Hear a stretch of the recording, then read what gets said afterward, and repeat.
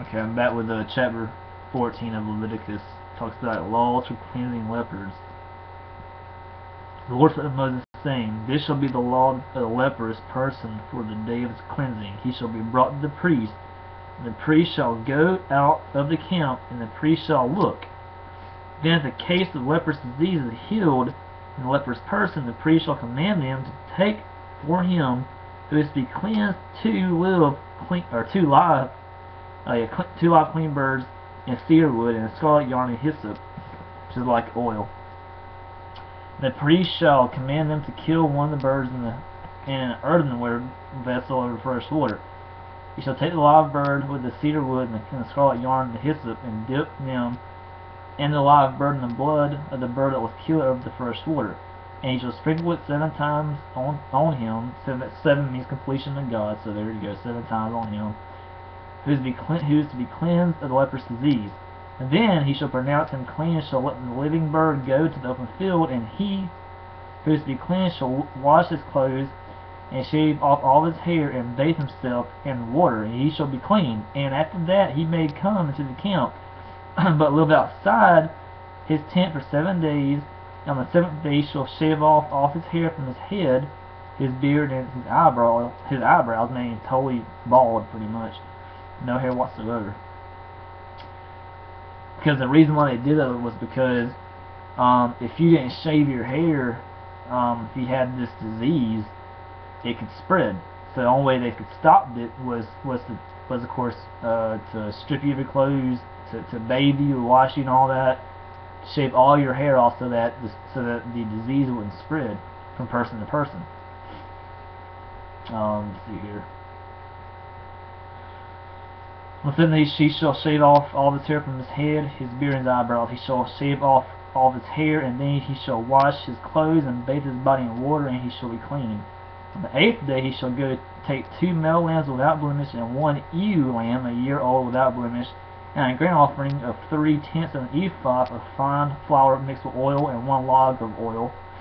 And the priest who cleanses him shall set the man who is to be cleansed, and these things before the Lord at the entrance of the tent of meeting.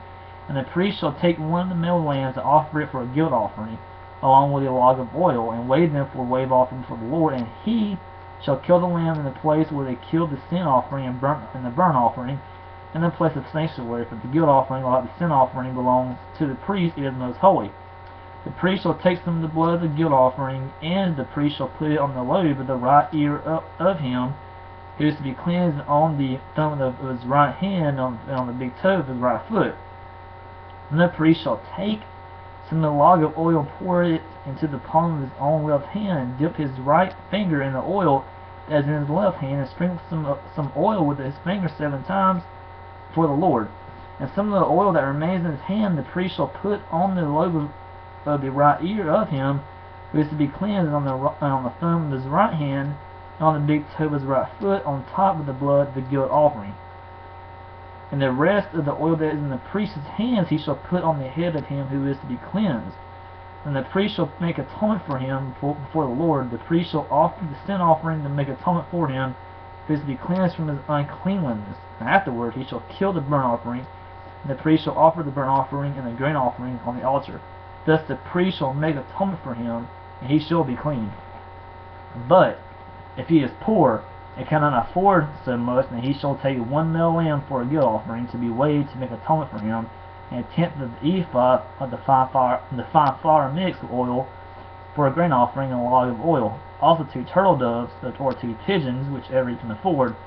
The one shall be a sin offering, the other a burnt offering. On the 8th day he shall bring them for a cleansing to the priest at the entrance of the tent of meeting before the Lord.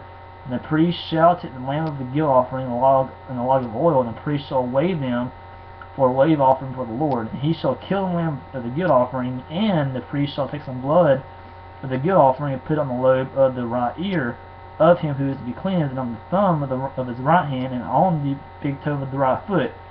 And the priest shall pour some of the oil into the palm of his own left hand, and it shall sprinkle with his right finger some of the oil that is in the left hand 7 times for the Lord. And the priest shall pour, or should put some of the oil that is in his hand on the lobe of the right ear of him who is to be cleansed, on the thumb of his right hand, and on the big toe of his right foot, and the place where the blood of the guilt offering was put. And the rest of the oil that is in the priest's hand he shall put on the head of him who is to be cleansed, to make atonement for him before the Lord. And he shall offer of the turtle doves or pigeons, whichever he can afford, one for a sin offering, the other for a burnt offering, along with a grain offering. And the priest shall make atonement before the Lord for him who is being cleansed. This is the law for him in the case of a leper's disease who cannot afford the offerings for his cleansing. Laws for cleansing houses. The Lord spoke to Moses and Aaron, saying, when you come into the land of Canaan, which is Israel today, which I give you for a possession, and I put a case of leper's disease in a house in the land of your possession, and he who owns the house shall come and tell the priest. There seems to me to be some case of disease in the house, and the priest shall command that they empty the house before the priest goes to examine the disease, lest all that is in the house be declared unclean. And afterward the priest shall go into the house. He shall examine the disease, and if the disease is in the walls of the house with greenish or reddish spots, and if it appears to be deeper than the surface, then the priest shall go out of the house to the door of the house and shut up the house 7 days before a week. And the priest shall come again on the 7th day and look. If the disease has spread in the walls of the house, and the priest shall command that they take out the stones in which is the disease, and throw them into an unclean place outside the city.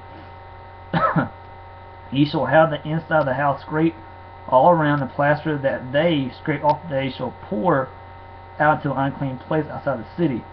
Then they shall take other stones and put them in the place of those stones, and he shall take other plaster and plaster the house. If the disease breaks out again in the house after he has taken out the stones and scraped the house and plastered it, the priest shall go and look. If the disease is spread in the house, it is a persistent leprous disease in the house, it is unclean. And he shall break down the house and its stones and its timber and all the plaster of the house. He shall carry them out of the city to an unclean place. Moreover, whoever enters the house while it is shut up shall be unclean until the evening. And whoever sleeps in the house shall wash his clothes, and whoever eats in the house shall wash his clothes. But the priest comes and looks into it, and if the disease has not spread in the house after the house was plastered, then the priest shall pronounce the house clean, for the disease is healed. And for the cleansing of the house he shall take 2 small birds with cedar wood and scarlet yarn and hyssop, and shall kill one of the birds in an earthenware vessel over fresh water. Shall take the cedar wood and the hyssop and the scarlet yarn along with the live bird, and dip them in the blood of the bird that was killed in the fresh water, and sprinkle the house 7 times. Thus he shall cleanse the house with the blood of the bird and with fresh water, and with the live bird, and with cedar wood, and with hyssop and scarlet yarn. He shall let the live bird go out of the city into the open country, so he shall make atonement for the house, and it shall be clean. This is the law for any case of leprous disease, for an itch, for leprous disease in a garment or in a house, for a swelling or an eruption or a spot, to show when it is unclean and when it is clean. This is the law for leprous disease. So 14 is basically God just continuing giving laws for cleansing lepers, and also he gives a law that if someone's inside a house who has leprosy, and the leprosy gets out and makes the house unclean, God's telling pretty much get this person out of the camp, wash them, do what you have to do to make them clean again, and totally tear down their house so that the disease won't spread. So pretty awesome stuff when you get into it. 15 to be next. Be right back.